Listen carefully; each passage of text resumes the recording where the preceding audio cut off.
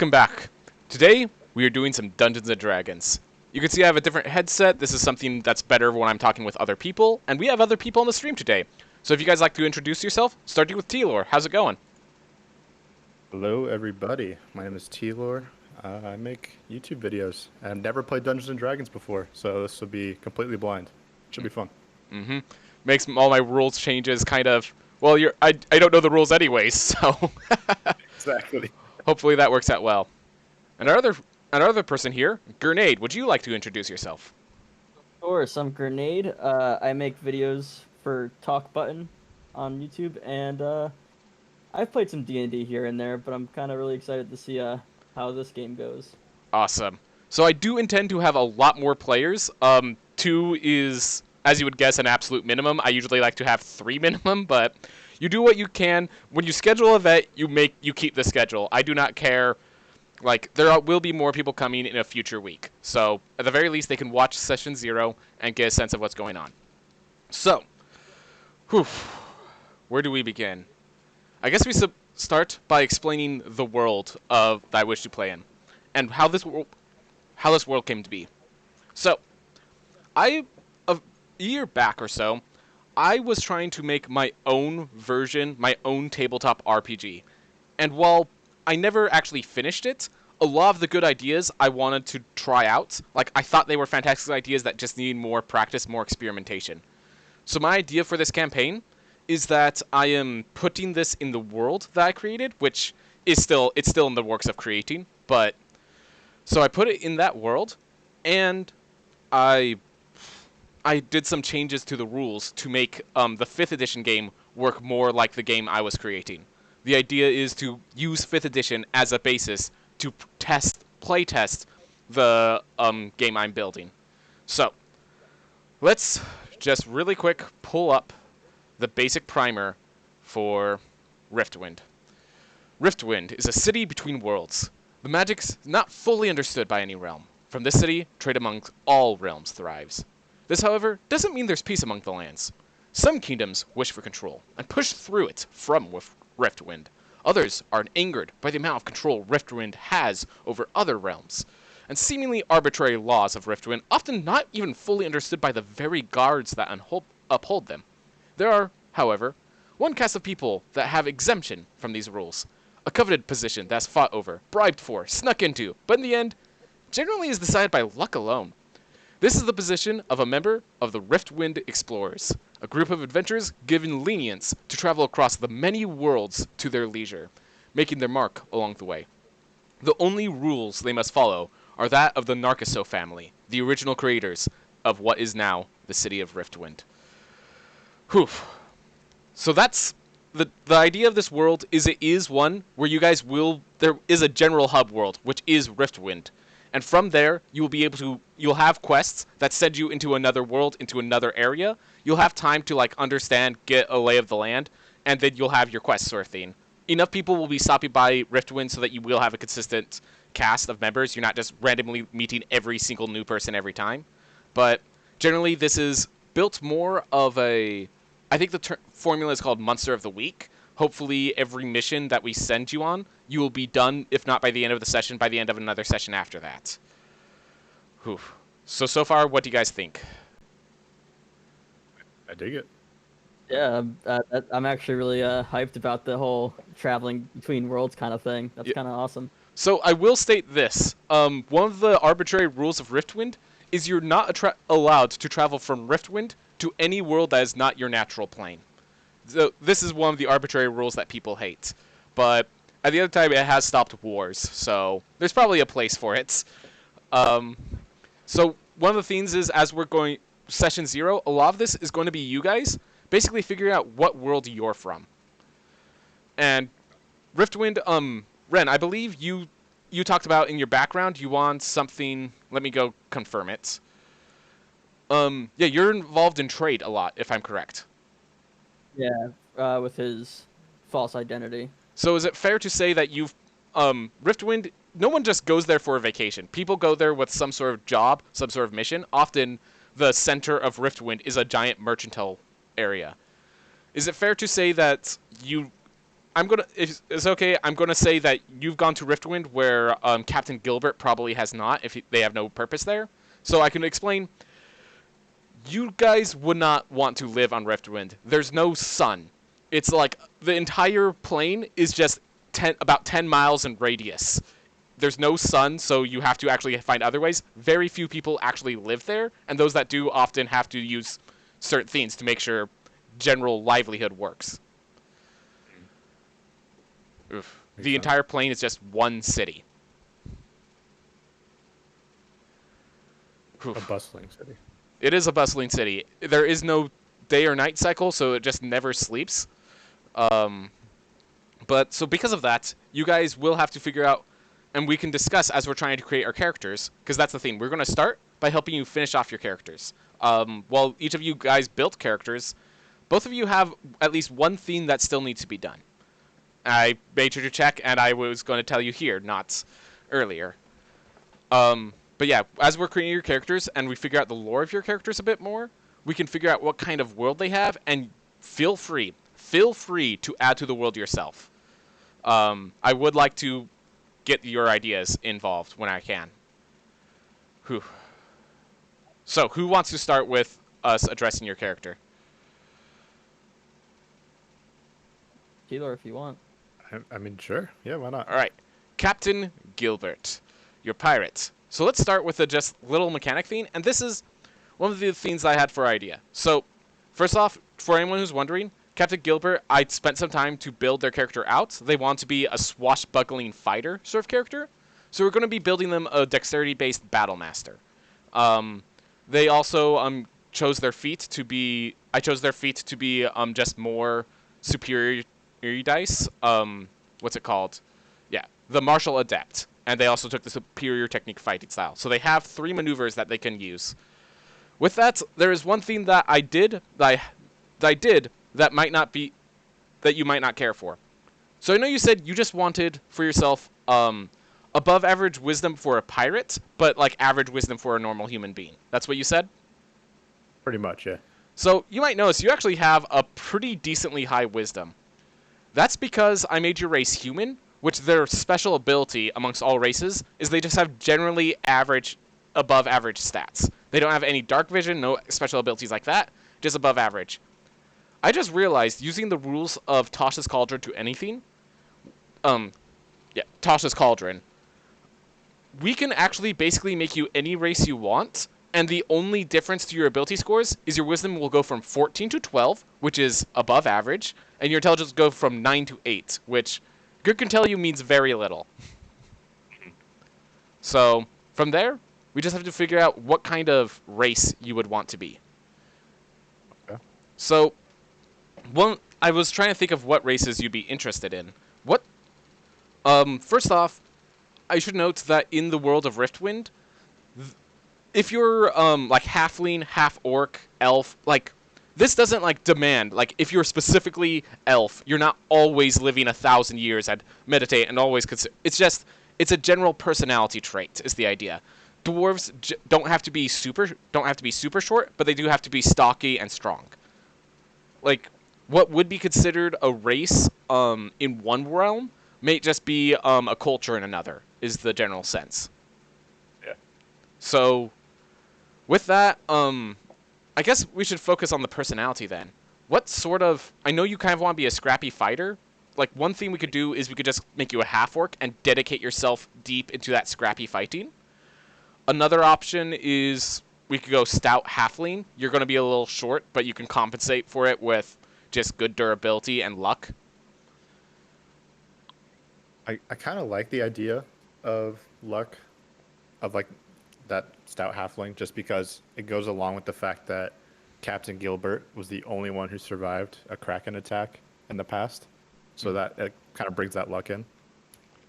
All right. So there's stouts, and the 2 main halfling races are stout and lightfoot. By the way, Grenade, please interrupt me. You do know a lot of races as well. If you have any suggestions, any options that you're like, this would be good for a scrappy fighter, do just bring it up, because. All right. So yeah, halfling. I will note that does mean you're short. So you're going to be size small and have a movement speed of only 25 feet instead of 30.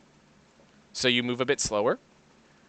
But it also prevents you from using heavy weapons, but you don't use heavy weapons anyways, so I don't think that's an issue. Yeah, I'm fine with that. With the athletics, so another thing is I kind of just chose your abilities for you, your skills. So if you look over at acrobatics, animal handling, athletics, I chose those four for you because I thought they would just be generally good.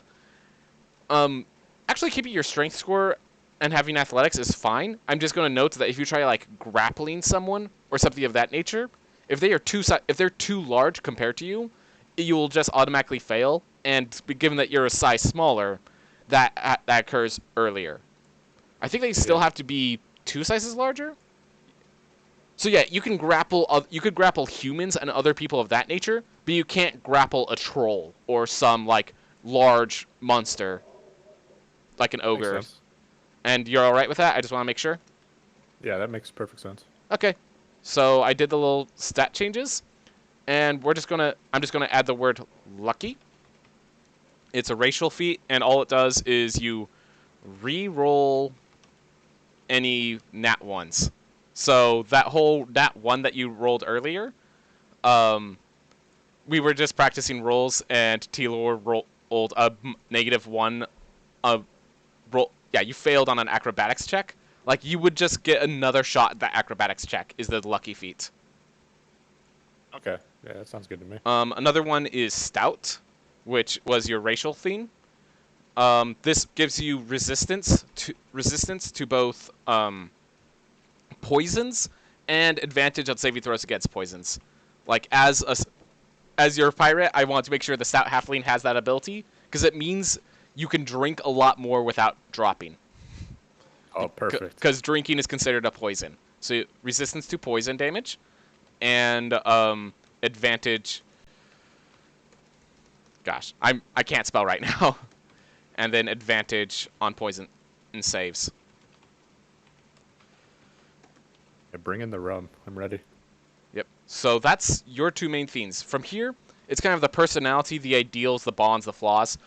And I find that a lot of people, if you allow them to just play their character, they will figure it out a lot of the times. But I would like to just give you some examples so that you can hear them and get a sense of what I'm looking for with personality traits and stuff.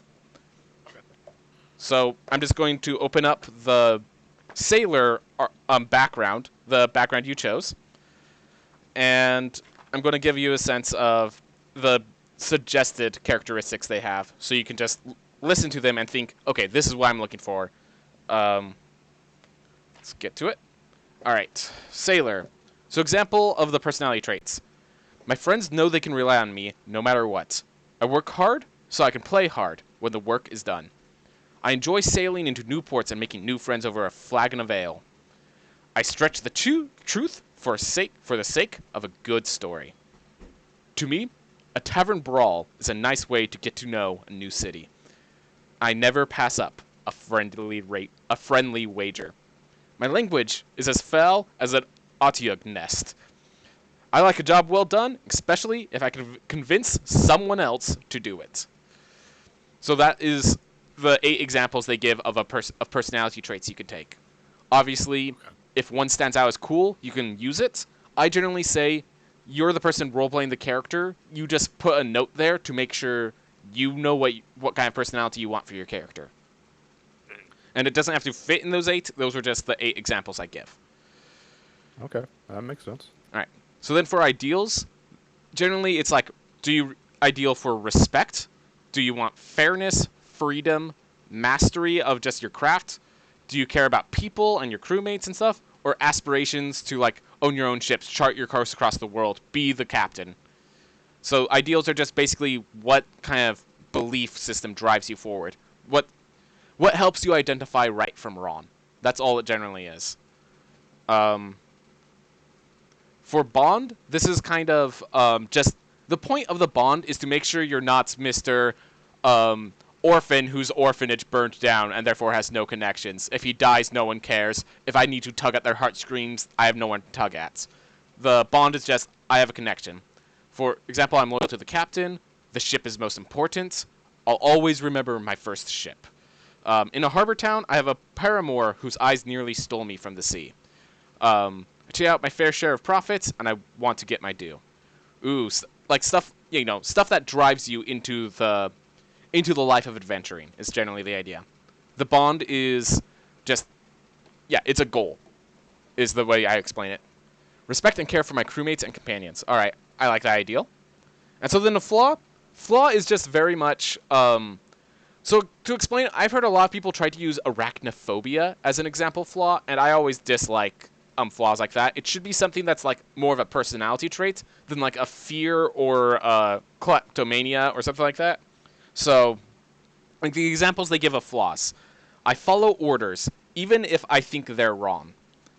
I'll say anything to avoid having to do the extra work. Once someone questions my courage, I never back down, no matter how dangerous the situation. Once I start drinking, it's very hard for me to stop. I can't help but pocket loose coins and other trinkets I come across. And my pride will probably lead to my destruction. So, alright. So treasure can't let go of the past. Okay, I like that. That is perfect example of this is why I don't use the flaws, because this is something that fits your character way better. So, treasure is the end goal of adventuring. It's okay if I pry into that to help you help build your history a little bit. Yes. So, how much do you know about historical piracy? I play Sea of Thieves. That's about it. All right, I don't play Sea of Thieves, but I have Googled some of the stuff, so I'm going to trust Google. Generally, the two sources of piracy is basically a group of people who banded together the money to get that ship and try to steal it from others. But generally, piracy by nature is piracy against a kingdom. In fact, a lot of pirates were actually hired by kingdoms to go pirate other kingdoms. After all, you're going to need somewhere to put all your treasure to actually buy with all your hard-earned cash. So, one of the things is, I could see you definitely respect for crew and care for the crewmates and companions. If the treasure is your end goal, what drew you? Like, you needed this treasure. You needed to go this deep into the life of piracy to get the money you need. I think what I had in mind was Captain Gilbert and his crew was more of a mercenary for hire type of piracy, working for whoever offered the highest coin, and they would use that coin to basically enjoy life together within the crew. All right. So, oh yeah, okay, I see what you're saying. All right, and here's the thing. I noticed. So here's one of the things. You actually, hilariously enough, have a ton of gold compared to what a level 1 character would have, which I think is perfect. But so with that mercenary group, I'm assuming. So my assumption is if they. Okay, I just made some assumptions and I am incorrect. So the thing is, right now I see that you can basically be in any world, correct? Like any world that has a wide open seed. Yeah. All right. Basically, yeah. Oof. You have very little intelligence. So in case you're wondering, an intelligence of -1 is not stupid. An intelligence of -1 is I did not go to school. Like, you could still be a pretty smart person, but you're not educated. So That makes perfect sense. yep. So from there, I think you have it pretty hard down. I'm still needing to figure out what the world is. Oh, here's a good question. Now that your ship sunk and you're not really and you were a pirate, where are you now?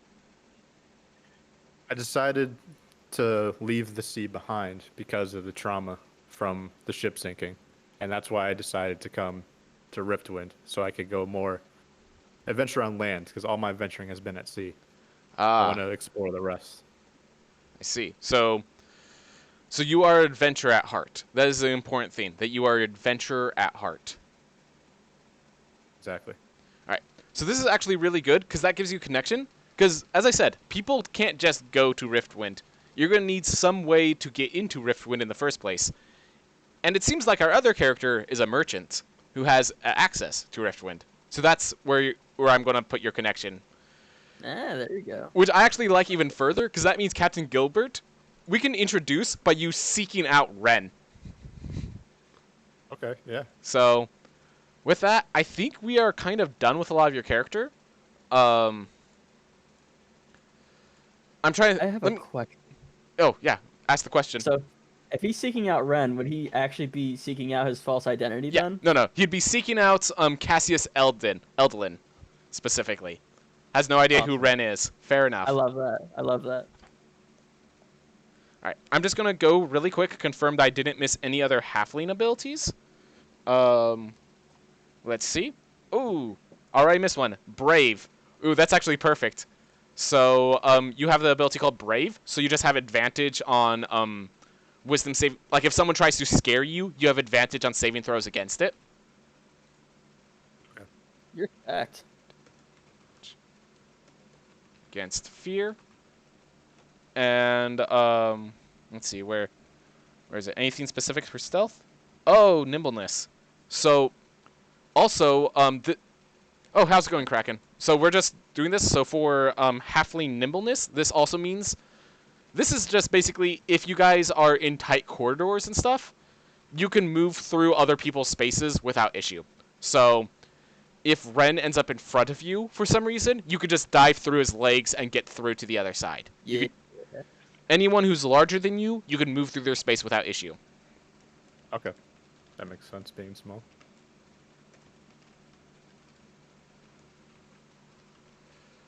All right. So that's your abilities. I think we have everything then. I did kind of like position it in weird ways, so I put all the superiority dice stuff at the very top so that you would not forget it, and then also gave you your second wind. All right. So I think your character is complete. Oof. Let me just confirm. Navigator's tools, water vehicles. I'm going to extend that your proficiency with water vehicles is going to extend to all vehicles. Because water vehicles are very rare, and, like, you know what I mean. Like, Alright, Ren. Whew. So we start with a very obvious... There are two things that are lacking when I look at your character. The first is... So we've been doing point buy. The main reason I'm choosing point buy, I just want confirmation, or if, as Gur, you've played games before, if you would suggest rolling instead. But the main reason I chose point buy is so that all of the players generally have an even playing field when they start. No one's going to roll an 18 and be better than the guy who rolled 14s and 15s. I dislike roll stats. I love point buy. Alright, that's good to hear. I'm very glad that you like point buy. I was just about to move to shut my door, but then I realized they just shut theirs, so no sound with that issue. So yeah, so with point buy, you ready to hear something? You missed a point. I thought I did because I had to go back through my character sheet and edit it like 3 different times because it wouldn't save. So I just kind of said screw it and I'll wait until we're in session to fix it. Yep, that's perfect. Yeah, I think you're missing precisely 1 point. And in addition, I did say that everyone starts with a feat. Yeah. So I love choosing or getting a choice at feats, but I kind of wanted to see what you would do if I let you pick one for me. All right. So so let me look at. So you use flattery as your trick. You are fair. Let's see. You always believe you are better at fooling people than others. So my immediate thought of a feat for you would be actor. Actor it is. I'm trying to think. So I'm assuming, do you want more? You want more role play than combat for your feat? Yeah. For All right. sure. So actor is 1. We could extend into other flavor, like other themes, like secret themes that you might have, such as there's a bunch of psionic feats over in Tasha's Cauldron that we could like just randomly throw in as just like your surprise trick, but I think right now we can just justify emphasizing that which you are. Yeah, I agree. All right. Just want to make sure there aren't any that I missed. Skulker would be nicer if you were a thief archetype instead of an arcane trickster archetype. I love moderately armored, but that's for a very specific character or class. I noticed that you are very low, like you have a constitution score of 8. I'm assuming you're using ranged weapons, Yeah, or at least you are when you can. yeah, yeah. All right. I knew it was gonna be a bit risky playing with low constitution, We will actually especially talk with about that because there's one additional rule I have not talked about yet. I have not posted it. But yeah, I think actor just helps you be the sort of character you're trying to be. So it does, like, you have a false identity. You could literally just keep your. So here's the thing: player, I suggest do not keep secrets. But character player, you can keep secrets as you want. So if you want to just have you use your secret identity for the entirety of just like Captain Gilbert never knows that your actual name's Ren, like, I'm down 100%. it'll probably come up at some point. Yeah. It'll get dug up. So the actor feat gives you, let's see. So I'm just going to put what so that I can understand it, and then you can write out. You can change the writing as you wish. So it gives advantage on deception and performance for specifically for being someone else. And it also has, let's see, speech mimicry. I'm just going to put the word speech mimicry. Yeah. And it takes 1 minute of hearing, I believe. Yep. 1 minute hearing. Perfect. And then it also gives you +1 charisma, which we can use to modify the character sheet a bit more. So I noticed you just put dexterity, intelligence, and charisma very high up. Do you just want to max those out? Yeah, essentially. I think what I was trying to do before with the missing point, when I was trying to edit it, I was trying to bring wisdom down to a base so I could bring constitution up. And All right. since I'm missing, I'd be missing 2 points with that. Yep. So because actor gives a +1, we could actually have your starting charisma, instead of being 14, we bring it down to 13, because it gets 2 from half elf and 1 from actor. So then that gives you 2 point buys. So 2 additional point buys. So you could bring your constitution to 10 and your wisdom to 12. That sounds perfect. Ooh. Another good one could be Keen Mind, but that might be a thing of the future. Alright, there. So now your hit point maximum gets to be 8, and you get to have 8 health. Alright, so as you guys might guess, as I was saying at the beginning, this... Oh, wait, hold up. Let's make sure everything like works for what you're doing. So you're a master con man. Specifically, as far as I can tell, you're selling snake oil over in Riftwind. That's how I live, yeah. Alright. So, with you being a master merchant and such, why do you currently have 0 gold? I just want lore. I didn't set it to that. I'm pretty sure I was supposed to start with some, and I thought I did, but, yeah. Oh, it just, like, messed up? Well, nonetheless, I would like, lore-wise, why is a master merchant... an obviously master merchant. What's the story behind why you have so little gold? I would say that Ren, or Cassius rather, might have been trying to gain some positive, what's the word I'm looking for? Renown. Ooh. By being able to donate what he has. And I think that put a big target on his back, because not only is he sort of a con man, but he's kind of he's sneaky. Like he likes to. Of course, he's the sneakiest. That's his flaw. He likes to sneak into places and change up ledgers and stuff for his benefit, that kind of stuff. So I would say he had been hit pretty hard recently by a rival who's capable of like things. Ooh. Maybe someone who knows his actual identity. If you want to do something with that at some point. Do we know that? Do they know their rival's name, or is it just someone else is coming for them? I would say that Ren wouldn't know the rival's name, and this is something that's like recent, like fresh wound. Oof. So in a sense, their goal is they need protection soon. Yeah, All or to eliminate the source. right. So this is great lore. It also has the issue of it's not set in any world, so we have to figure out which world in Riftwind you are. We Yeah, can just yeah. we can just legitimately throw you. You're part of Faerun, and Faerun's just we're just gonna say it's connected to Riftwind for now. I think there's no copyright issue there until I Yeah, we're start good. adding. I'm not gonna add this to my book as a campaign. It's a theme there. All right, so we have your character done then. So now we need to figure out lore, and we need to talk about some of the changes and stuff.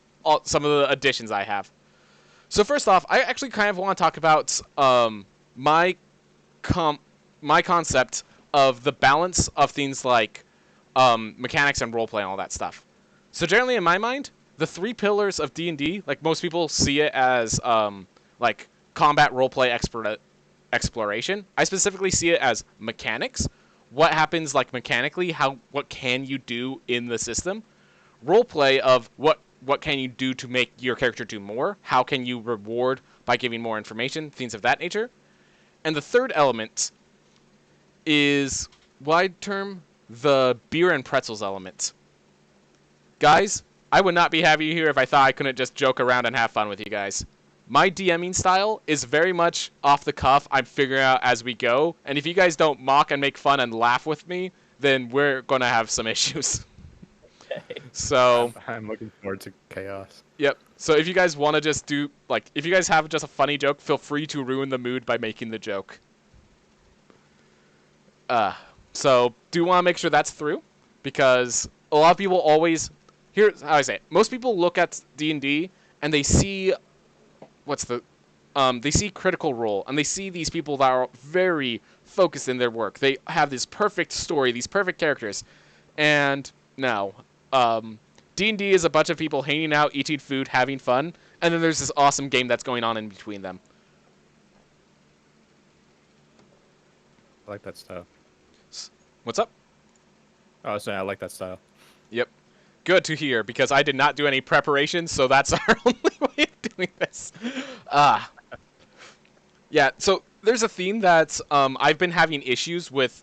I cannot take notes very well. Like, this looks all super amazing until you realize that some of the notes I have no words on them. DM did not prep, except I find myself incapable of prepping. I only do improv, and it's been like a year since I've done a good improv campaign. So when I was good at it, I was the best. I was extremely good, but whew.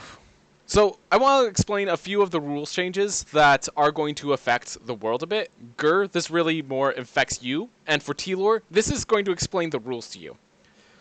So the first is you might notice in your character sheet, there's this little dragon-looking circle symbol that is that says inspiration. So the inspiration in my campaigns allow you to basically say, all right, I'm going to use my inspiration. Here's what happens. And then just for a short period of time, you basically control the story to like be more of, oh, you're the scary, threatening pirate. I'm going to use my intimidation to help to make them back off. Allow me to use my inspiration to just force it to be true, sort of thing. I have a whole little list thing here, but basically, inspiration, instead of being advantage on a roll, it's you specifically gain control of a situation for a bit. I can decline. I can say, like, okay, that's too much. You can't just intimidate the dragon into giving you all of its gold. You're not that threatening, but it does, generally the idea of the inspiration is I want this thing to happen. Instead of trying to roll for it, I'm just going to say it. I'm just going to use my inspiration and the fact that I am this kind of person anyways to make it happen. Got it. So it's like a domain expansion from Jujutsu Kaisen. Yeah, that's actually a perfect example. It's your one use of a domain expansion. You get one, so my idea is it's every quest, but I'm treating the session 0 as its own individual quest. All right. Makes sense. Another one that I think is pretty important is the elements of healing in this game. So, you might notice some of your abilities, T-Lore, they note that they recover on a short rest. Okay. So a short rest is basically any time your characters would go to sleep. It is an 8-hour session of not doing anything in particular. If you guys go to sleep, that's when you guys have a short rest. During that time, you can also spend that one hit dice to gain your health back, but then you lose that hit dice. You can also spend that hit dice between combat as you just like take 10 minutes to break. But if you do, you have to roll the dice, and if you roll low, well, I guess you're not gaining as much health. There's also something called a long rest, which is basically, okay, well, we have a week to prep for this adventure. So during that week, you guys are effectively taking a long rest. Long rest is you heal from anything that could be healed from time. So you gain all of your health back. You gain all your resources back. If you're a spellcaster, you gain all your spells and have time to prepare new ones. So if you ever heard the terms short rest and long rest, that is what I'm referring to. This is technically a variant rule called gritty realism, but really what it is it's preventing you from having infinite resources, because that's kind of the issue of 5th edition sometimes.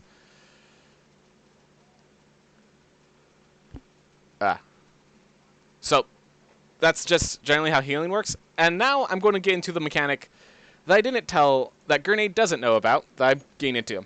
So as you can guess, Riftwind is a very magical place.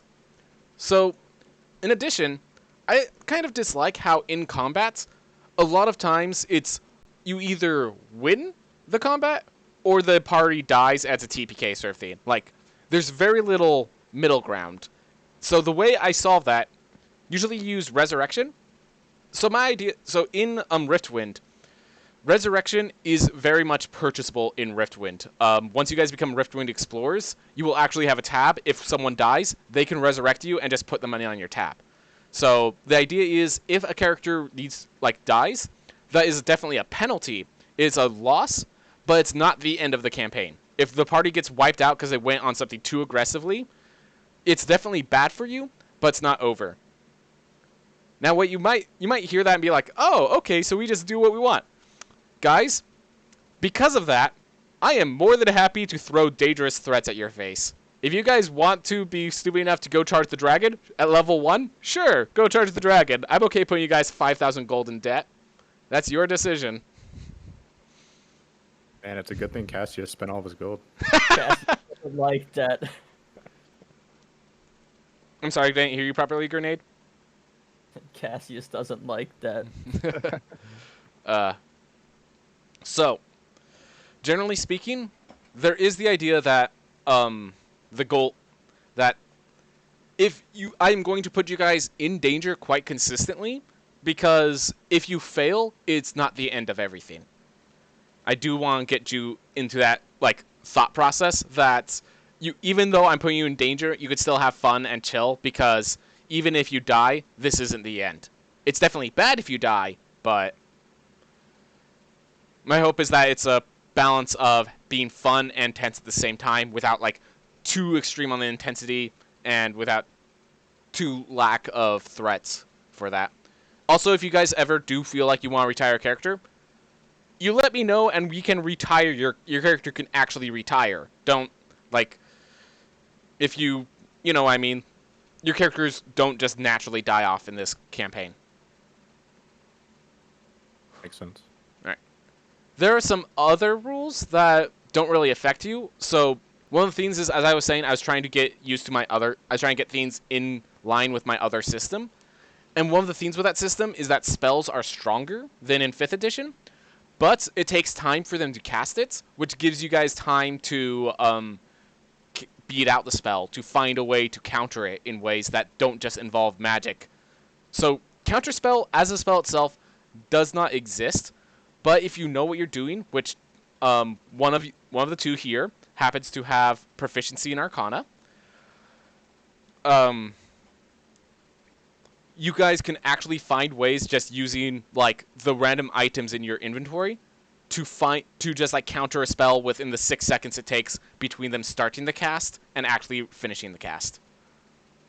So, and because of that, spells are more versatile, but they're also more manipulatable. You can actually just for example, if a person's casting Fireball, you guys could just charge him and just beat him up and just knock him out before he even finishes the casting.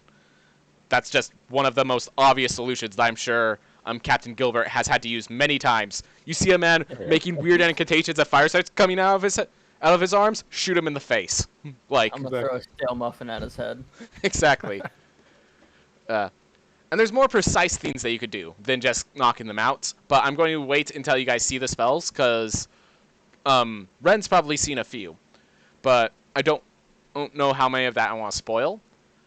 Oh, actually, here's a good example. Ren may have had a case where someone tried to cast fire on them, so they took their water skin and splashed water over the fire as it was still being cast. Huh? That's actually what I was like. Do I have a bucket in my inventory? You have a water skin. Oh, all right. So there are ways to counter spells as they're getting cast. Generally what I would do is I would explain how the spell works, and the higher your Arcana skill, the more detail I could explain into the inner workings. And then it's up to you guys to come up with, hey, wait, if I use this and this and this, could I possibly stop the spell from getting cast? And either it will, or I'll at the very least give you advantage on the save or something like that. So, I think that's most of the story beats done. For some reason, I felt like this was going to take a lot longer.